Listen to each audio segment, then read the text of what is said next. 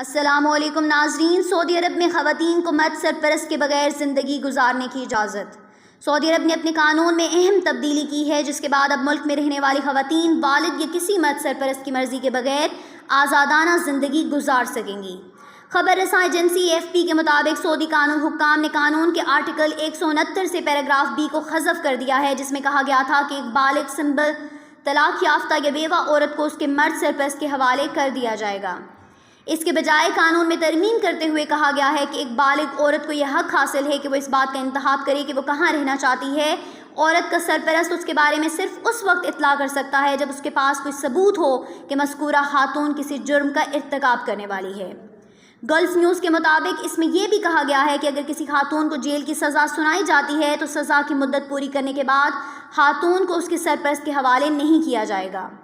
وکیل نائف علم مانسی نے مکہ مکرمہ اخبار سے گفتگو کرتے ہوئے کہا کہ خاندان اپنی ان بیٹیوں کے خلاف مقدمہ دائر نہیں کر سکتے جو تنہا رہنے کا انتخاب کرتے ہیں،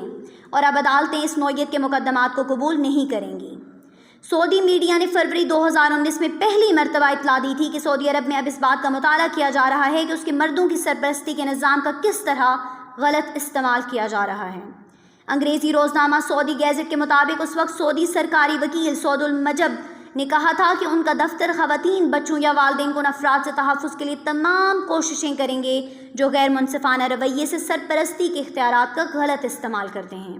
2019 میں ہی اگست کے مہینے میں سعودی عرب نے سعودی خواتین کو مرد سرپرست کی منظوری کے بغیر بیرون ملک سفر کرنے کی اجازت دے دی تھی۔